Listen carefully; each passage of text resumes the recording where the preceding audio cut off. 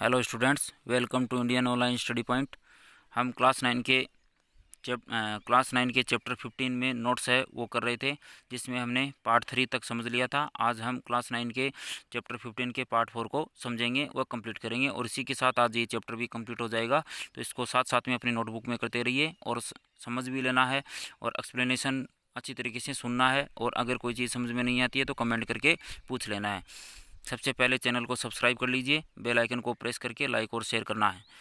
तो अब हम आगे बढ़ रहे हैं, जिसमें हम लास्ट में हमने क्या पढ़ा था। जो वीड है, इंसेक्ट पेस्ट्स है, डिजीज़ है, स्टोरेज ऑफ ग्रेन्स है, इनको हमने समझ लिया था। वीड्स क्या होते हैं? वीड्स हैं अनवांटेड प्लांट्स होते हैं जो कि हमारी क्रॉप्स के साथ में कंपटीशन करते हैं और उन्हें नुकसान पहुंचाते हैं, इसलिए ऐसे पौधों को उखाड़ कर अलग किया जाता है। ऐसे पौधे क्या कहलाते हैं? वीड्स कहलाते हैं। और इनको केमिकली अगर डिस्ट्रॉय करना हो तो किसको काम में लेते हैं? वीडिसाइड को काम में लेते हैं। इसके अलावा इंसेक्ट और पेस्ट होते हैं, जो कीड़े मकोड़े होते हैं, वो हमारी फसल को नुकसान पहुंचाते हैं। इसके लिए इनको ख़त्म करने के लिए पेस्टिसाइड्स को काम में लिया जाता है। फिर डिजीज़ हैं, कुछ जो माइक्रो ऑर्गेनिज्म है डिजीज़ क्रिएट करने वाले होते हैं, जैसे कि वायरस है, बैक्टीरिया है, फंजाई है, निमोटोड्स है। ये सारे डिजीज़ पैदा करने वाले ऑर्गेनिज्म होते हैं, माइक्रो ऑर्गेनिज्म होते हैं। इनको कंट्रोल किया जाना अति आवश्यक होता है। स्टोरेज ऑफ ग्रेन, उसमें हम क्या करते हैं? क्रॉप से प्रोडक्शन प्राप्त करने के बाद में हम उनको साइलोस के अंदर इकट्ठा करके रखते हैं, जिससे उनकी प्रॉपर मेंटेनेंस हो सके। तो इनको हमने अच्छी तरीके से कर लिया था। फिर है एनिमल हस्बेंड्री। एनिमल हस्बेंड्री को हमने स्टार्ट कर दिया था। एनिमल हस्बेंड्री क्या होती है? जो कैटल फार्मिंग होती है, लाइव स्टॉक होता है, उसको लाइव स्टॉक मतलब पशुपालन, और उनको मैनेज किया जाता है खेती के साथ में। इसको क्या कहते हैं? एनिमल हस्बेंड्री कहते हैं। इसमें जैसे कैटल फार्मिंग है, पोल्ट्री फार्मिंग है, फिश फार्मिंग है, और बी कीपिंग इसमें शामिल होती है। बी कीपिंग को क्या कहते हैं? बी कीपिंग मतलब मधुमक्खी पालन। अब इनके क्या क्या पर्पज़ होते हैं ये हमने स्टार्ट कर दिए थे, जिसमें हमने कैटल के लिए पढ़ा था मिल्क, और मिल्क के साथ में क्या क्या और इससे मिलता है वो देख लेते हैं। Draught labour, draught animals in agriculture.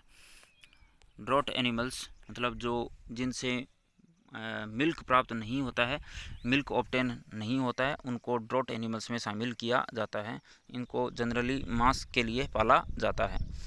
फिर है पोल्ट्री फार्मिंग, इसमें मीट, चिकन, एग, इनके लिए इनका पालन किया जाता है।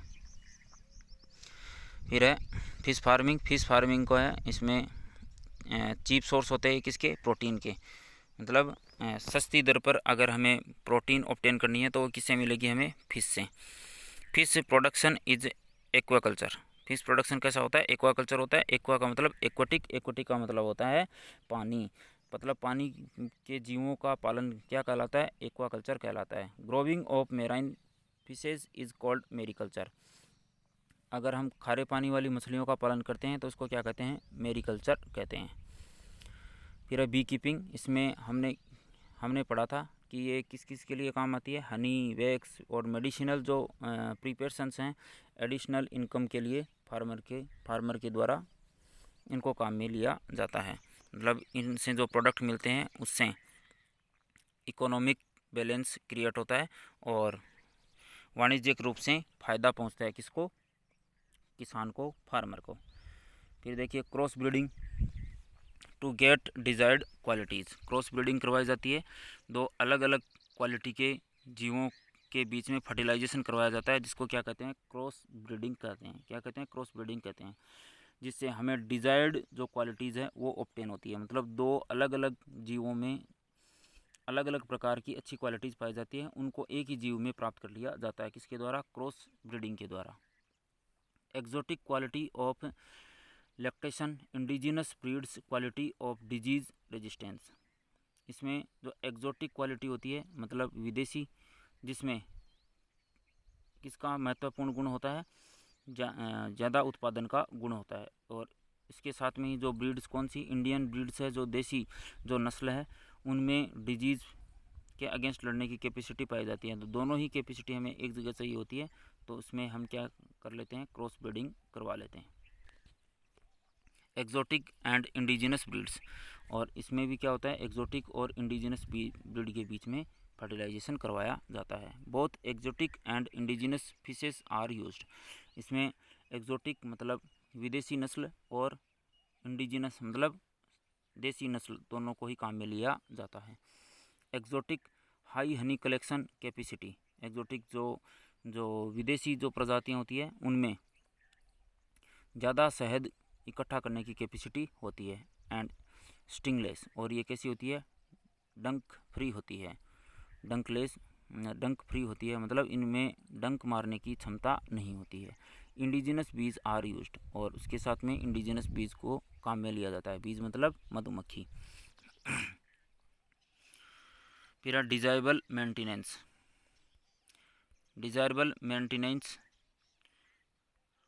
मतलब हम मेंटेन कर रहे हैं उसको, हमारी एक निश्चित सोच होती है और फिक्स एक डिज़ायर होती है। देखिए जैसे good ventilation in shades, roughage, concentrates, protection from parasites and skin diseases, vaccination, ये सारा काम किसके लिए किया जाता है, इनको प्रोटेक्ट करने के लिए किया जाता है। कैटल को, पशुओं को बचाने के लिए। किससे बचाने के लिए, डिजीज से बचाने के लिए, जैसे कि माइक्रो ऑर्गेनिज्म, उनसे उनको बचाने के लिए, इनको प्रोटेक्ट करने के लिए मेंटेनेंस की प्रक्रिया अपनाई जाती है, जिसमें इन चीज़ का ध्यान में रखा जाता है कि प्रॉपर अमाउंट के अंदर न्यूट्रिएंट्स है वो पशुओं को मिल सके। जैसे कि रफेज है और कंसनट्रेट्स प्रोटेक्शन है, और उसके बाद में उनको प्रोटेक्ट भी किया जाए, सुरक्षित भी रखा जाए। किससे, पैरासाइट से, और जो स्किन डिजीज़ हैं उनसे उनको सुरक्षित रखा जाए, और उनका वैक्सीनेशन करवाया जाना चाहिए, जिससे कुछ जो बीमारियां होती है जो कि पशुओं में होती है, उनसे पशुओं को बचाया जा सके। फिर उसके बाद में good ventilation in shades, roughage, concentrates, protection from parasite, skin disease, vaccination. इसमें भी सेम प्रोसेस अपनाई जाती है, जिसमें हमें ये ध्यान में रखना होता है कि प्रॉपर अमाउंट के अंदर न्यूट्रिएंट्स प्रोवाइड हो सके, कंसंट्रेशन जो प्रोटेक्शन है वो उनको दिया जाए, और पैरासाइट और स्किन जो डिजीज़ होती हैं उनके अगेंस्ट वैक्सीनेशन करवाया जाए। फिर फिश फार्मिंग।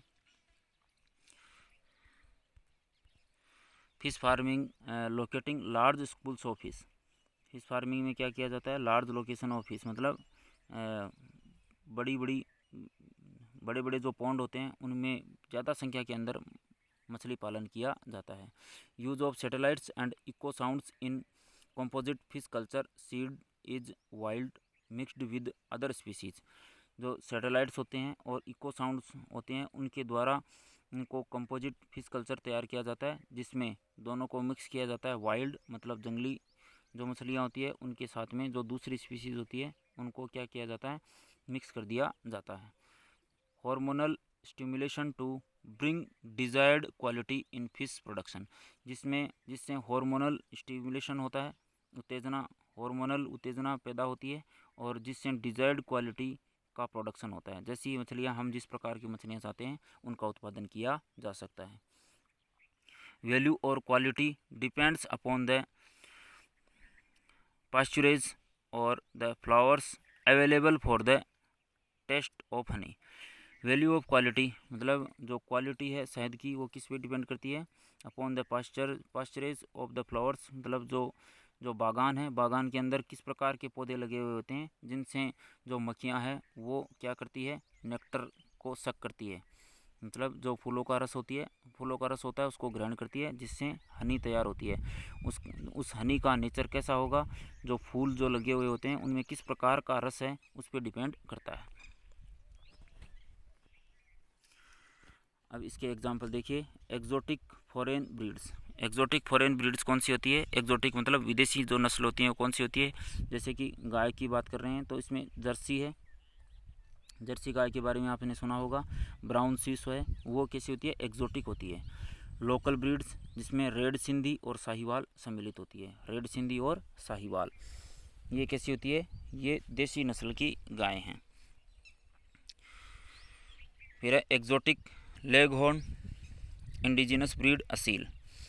एक्जोटिक क्या होती है, लेगहॉर्न, जो मुर्गी होती है, मुर्गी की जो विदेशी नस्ल होती है वो उसका नाम क्या है, लेगहॉर्न, और इंडिजिनस कौन सी है, Aseel.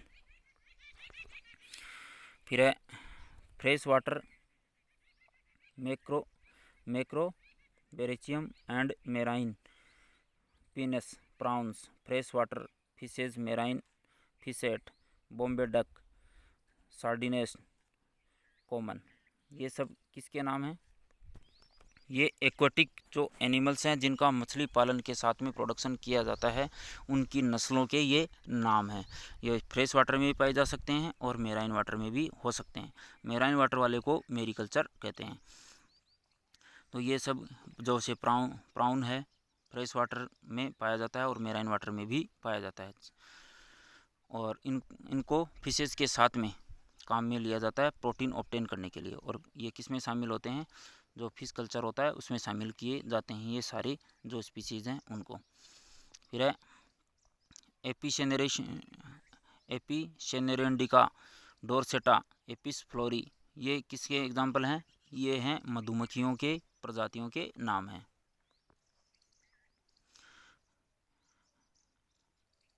एपिसेरेंडिका, dorsata and Apis florea. Apis जहाँ पर नाम आ जाता है, एपिस नाम किससे संबंधित है, मक्खियों से, मधुमक्खियों से संबंधित है। एपी कल्चर, इसीलिए इसको क्या कहते हैं, एपी कल्चर भी कहते हैं। बी कीपिंग को और क्या कहा जाता है, एपी कल्चर।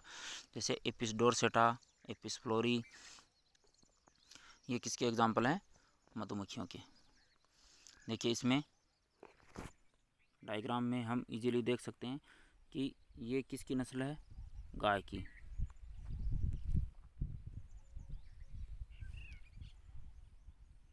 ये जर्सी गाय है। कौन सी गाय है, जर्सी गाय, जैसे हमने अभी बात की थी। और ये है एक्वेटिक एनिमल, जो कि किसके साथ में होता है, मछली पालन के साथ में किया जाता है। इसको क्या कहते हैं, प्रॉन। इसको क्या कह रहे हैं, प्रॉन। फिर ये जो मुर्गी पालन है, मुर्गी पालन में जो देसी नस्ल है असील, उसका एक उदाहरण है, एग्जाम्पल है। और ये पीसी कल्चर, इसको क्या कहते हैं, एपिस फ्लोरी। एपिस मतलब मधुमक्खी और फ्लोरी, देखिए यहाँ पर ये फ्लावर से इसका नाम लिया गया है। इसको क्या बोलेंगे, एपिस फ्लोरी। तो इस प्रकार से आज हमने इस चैप्टर को कंप्लीट कर लिया है। इनके जो नोट्स हैं वो आप कर लेंगे। और अभी तक अगर आपने चैनल को सब्सक्राइब नहीं किया है तो चैनल को सब्सक्राइब कर लीजिए, बेल आइकन को प्रेस कर दीजिए और लाइक और शेयर करना नहीं भूलना है। तो आज के लिए इतना ही। Thank you.